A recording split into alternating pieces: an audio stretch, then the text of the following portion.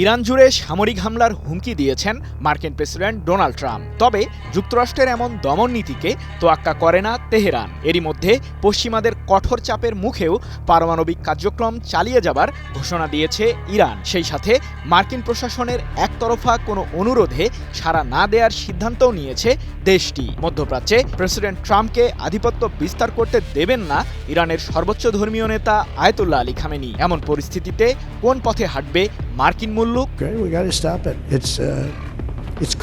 আগামী অক্টোবর মাসের মধ্যে ইরান পারমাণবিক ইস্যুতে যুক্তরাষ্ট্রের সাথে সমঝোতায় না গেলে ট্রাম্প প্রশাসন ইসরায়েলের প্রধানমন্ত্রী বেনিয়ামিন নেতানিয়াহুর সহায়তায় হামলা চালাবে তেহরানের সামরিক ও পারমাণবিক স্থাপনাগুলোতে, এমন দাবি ইউরোপের একজন কূটনীতিকের। তার এই দাবির মধ্যে বাড়তি উৎকণ্ঠা যোগ করেছেন নেতানিয়াহু। গত মাসে মার্কিন পররাষ্ট্রমন্ত্রী মার্কো রুবিও ইসরায়েল সফরে গেলে তার উপস্থিতিতেই তেল আবিবে ইহুদিবাদী শাসক ঘোষণা দেন, ট্রাম্প আমাদের সহায়তা অব্যাহত রাখলে ইরানকে মোকাবিলায় আমরাই যথেষ্ট।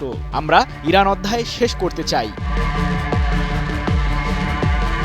মূলত এরপরই ইসরায়েল ও ইরানের মধ্যে নতুন করে উত্তেজনা শুরু হয়। একে অপরকে ঠেকাতে ব্যস্ত হয়ে পড়ে দুই দেশ। এরই মধ্যে ইরানের প্রতিরক্ষা বাহিনী ইসলামিক বিপ্লবী গার্ড কর্পস IRGCর জ্যেষ্ঠ কমান্ডার আলী ফাদাভির মুখেই জানা গেছে অপারেশন ট্রু প্রমিস 3 পরিচালনার সম্ভাব্য আভাস।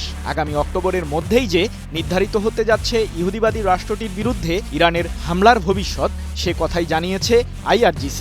এমন পরিস্থিতিতে মধ্যপ্রাচ্য প্রসঙ্গে নাক গলিয়েছে রাশিয়াও।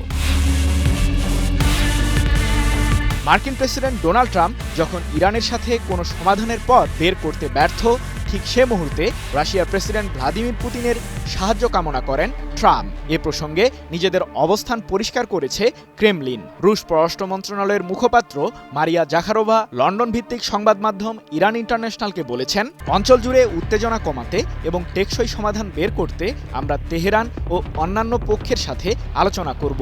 পশ্চিমারা নিষেধাজ্ঞা প্রত্যাহার করলে ইরান পারমাণবিক ইস্যুতে সমঝোতায় আসতেও পারে। ডোনাল্ড ট্রাম্প ইরানের সাথে সমঝোতার প্রস্তাব দিলেও হুঙ্কার থামেনি তার। তেহরানের সাথে সমাধানের দুইটি পথ খোলা রয়েছে।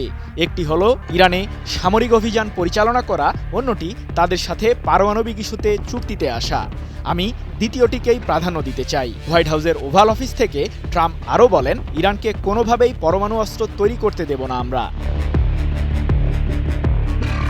ট্রাম্পের এমন মন্তব্যে ক্ষোভে ফুঁসে উঠে ইরান। জাতিসংঘে দেশটির কূটনৈতিক মিশন যুক্তরাষ্ট্রের উদ্দেশ্যে পরিষ্কার জানিয়ে দিয়েছে, ইসলামিক প্রজাতন্ত্র কখনোই তার পারমাণবিক কর্মসূচি বন্ধ রাখা সাপেক্ষে মার্কিনীদের সাথে আলোচনায় অংশ নেবে না। সমঝোতার পথ খোলা প্রসঙ্গে এ সময় ইরানের ওই কূটনৈতিক মিশন জানায়, মার্কিন প্রশাসন কিংবা ইসরায়েল যদি আমাদের ওপর হামলা না চালানো প্রসঙ্গে সমাধানে আসে, তাহলে পারমাণবিক ইস্যুতে আলোচনা হতে পারে। 9 মার্চ এক প্রতিবেদনে বিষয়টি নিশ্চিত করেছে সংবাদ মাধ্যম ইরান ইন্টারন্যাশনাল।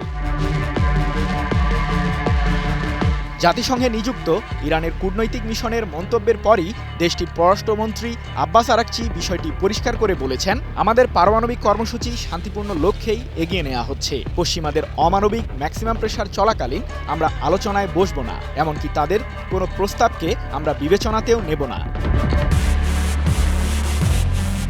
এর আগে গত 7 মার্চ ইরানের সর্বোচ্চ ধর্মীয় নেতা আয়াতুল্লাহ আলী খামেনির মন গলাতে চিঠি লিখেন মার্কিন প্রেসিডেন্ট ডোনাল্ড ট্রাম্প। চিঠিতে মার্কিন শাসক পরমাণু ইস্যুতে সমঝোতায় আসতে ইরানকে অনুরোধ জানান বলে হোয়াইট হাউস জানিয়েছে। তবে ট্রাম্পের চিঠি পাওয়ার বিষয়টিকে নাকচ করেছে ইরানের পররাষ্ট্র মন্ত্রণালয়।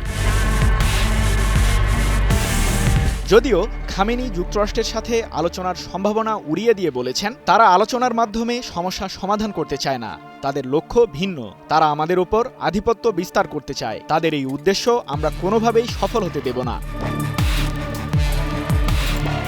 এদিকে মার্কিন নিষেধাজ্ঞাকে বৃদ্ধাঙ্গুলি দেখিয়ে চীনা মুদ্রা ইউয়ান ব্যবহার করে বেইজিংয়ের সাথে তেল বাজার সমৃদ্ধ করেছে ইরান। আর রাশিয়ার কাছে সামরিক ও প্রতিরক্ষা খাতে সহায়তা পেতে 20 বছর মেয়াদী কৌশলগত চুক্তি করেছেন ইরানের প্রেসিডেন্ট মাসুদ পেজেশকিয়ান, যার ফলে পশ্চিমাদের প্রতি নির্ভরশীলতা কমে এসেছে তেহরানের। অন্যদিকে নিজ দেশের বিজ্ঞানীদের সহায়তায় নতুন প্রজন্মের ড্রোন আর আধুনিক ক্ষেপণাস্ত্র তৈরিতে বেশ পারদর্শিতা দেখাচ্ছে ইরান। ইসরায়েলকে ঠেকানোর সব ব্যবস্থাই এরই মধ্যে সেরে ফেলেছে খামেনির দেশটি, যে কারণে তেহরানকে লক্ষ্য করে হামলা চালাতে বারবার ভাবতে হচ্ছে ট্রাম্প ও নেতানিয়াহুকে। সৃজন মাহমুদ, নিউজ 24।